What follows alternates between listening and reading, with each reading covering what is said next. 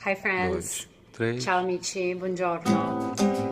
Today I ran out of bread for my family, and Mondays are the days usually that the bakeries are closed here in Italy. So I'm gonna make my own quick bread from Manitoba flour, instant yeast, and a little bit of sugar, a little bit of salt and water. Those are the main ingredients.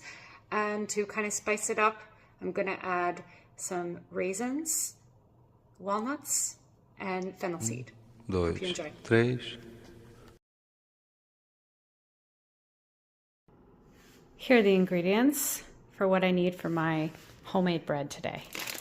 I've got my farina Manitoba, which is Manitoba flour.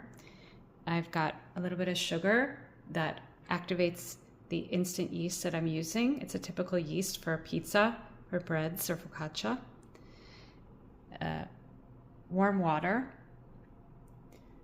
a little bit of salt. Here's my salt, French salt. And then we've got walnuts, fennel seed, and these are a Sicilian raisin that I've broken up into pieces because they typically have seeds in them. And so I had to take out those seeds. And these particular raisins come from Pantelleria, and it's called a Zebibo grape. Very nice. I've weighed my flour, my Manitoba flour. Here are the nutritional ingredients. You see it has a little bit more protein than your normal all-purpose flour. And I've weighed 450 grams of my Manitoba. Okay, after spilling my active yeast twice in a row, once on the floor and once on the counter, I did not put it in the mixture. I threw it out and I put new active yeast into the flour. And now I have my regular white sugar that I'm putting in. I'm putting in 1.5 teaspoons. And with the yeast, I put 2 teaspoons, just to remind you. Okay, the salt goes in after. While our sugar, what it does is activate as a catalyst the yeast. The salt balances out the sweetness because we don't want a sweet bread necessarily. And even if you have a sweet bread, oftentimes you need to use a little salt anyway as contrast. There we go. And then just mix it. This may seem like a silly step and unnecessary, but it actually is, because while you stir these dry ingredients together, the yeast is talking to the flour and sugar and salt. They're getting to know each other. And there's activation going on, even though it doesn't look like it. You'll see a lot more once you add the warm water. Okay, before I add the water, I'm going to add my fennel seeds. I think I have about a teaspoon of fennel seeds or more. I'm going to add 1-2 handfuls of broken up walnuts. It's really whatever you like, the amount. And then my raisins into the dry mixture. This way, I hope that the ingredients, the extras, get absorbed well into the dough once I add the water, because once you add the water, it's very difficult to mix in extra ingredients. So it's better to do it before you add the liquid. Okay, at this point, I'm ready to put in my very warm tap water. I have 1.5 cups that I'm going to add. You can see bubbles already forming, which is really good. Okay, I'll get my other. I've added my 1.5 cups, and now I just need to stir and let the magic happen. Okay, here we go. We have our mixture, nice and homogeneous, even. Ingredients are visible but mixed nicely into the dough, which will now have to rise about 2 hours, 2 to 3 max usually.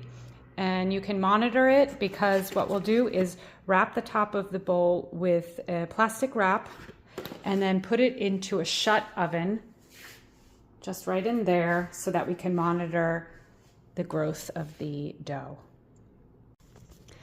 Okay, pretty dough. Let's go into the oven. Remember, oven off. Light on is okay. You can leave the light on if you like. It will help facilitate and accelerate the leavening process. Bye. See you later. Okay, friends, here's the moment of truth. We've got our bubbly dough that's risen, doubled in size, as you can see. Lots of bubbles. That's good. That means there's air. We want the air so that the bread becomes fluffy. Now what I need 2 pots. One is going to be just for water to keep in my oven because I don't have a Dutch oven. So I use this stainless steel pot and its lid. And what I'm going to do first is heat up the oven and the pot with the lid. And I do the convection oven.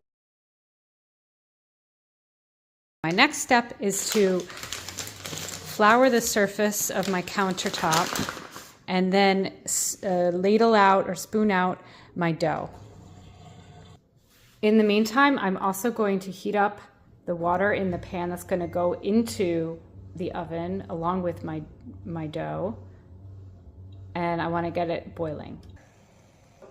It's pretty hard to do this with one hand, but I think I can do it. You kind of want to get underneath there and start to fold those corners like you have an envelope that you're folding. Okay, it's covered with the flour, not bad. And there we go. It's okay if that bubble pops. It's going to pop eventually anyway. Those air bubbles are what creates those nice fluffy pockets in the bread later on when it's cooking. And that's good. Okay, in addition to transferring my dough to the baking paper, the parchment paper, I flipped it. So the seam side is on the bottom. Okay, we have reached the temperature. Now we're gonna put this into the pot and add our boiling water to our oven and create our own little homemade Dutch oven. I cut off the edges after I put in my dough into the pot pan. Remember, 2 pot holders close by to remind you. Now what I'm going to do is score my dough.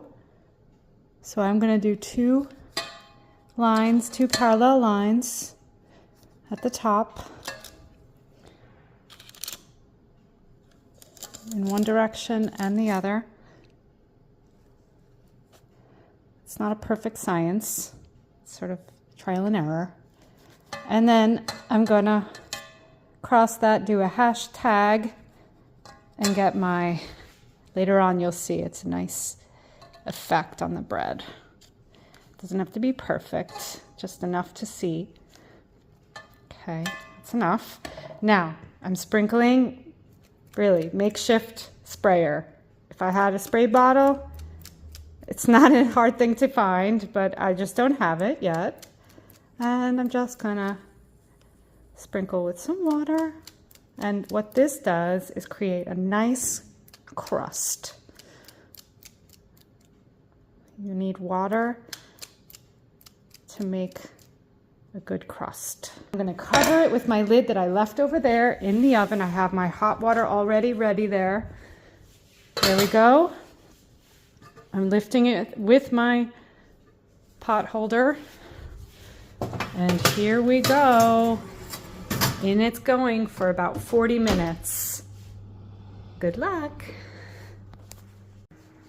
40 minutes have passed in the oven at 230 degrees Celsius. And we can already see what it looks like.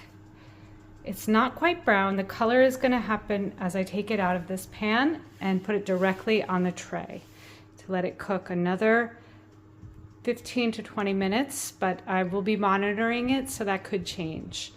Really depends on the color. Here we go. This is what the loaf looks like right now. It's going to get a lot more color because I have the oven still on convection. So it's basically like a fan. It's like an air fryer almost. It's hot and it's no longer in the pot. I made one small adjustment to the baking. I moved the loaf to a rack in the middle of the oven so that it could get enough heat and air on all sides of the loaf. Because if it's on a tray, the air doesn't circulate enough to heat up the bottom part of the loaf, and then you end up with a very heavy loaf on the bottom. All right, friends, it's the moment of judgment. Let's look at it. After 20 minutes, this is what the bread looks like. This is a color, I would say, that tells me the bread is cooked and the crust is nice and crunchy. So we're going to stop it, get out our pot holders, and put it right on this rack to cool down and dry. The rack is a little bit elevated so that the steam gets dispersed. The humidity and moisture gets dispersed, and the bread stays nice and dry and cools down slowly. Hear that crackling? It's still expanding. Nut raisin fennel seed bread done. Beautiful. Lovely. Hear that crackling?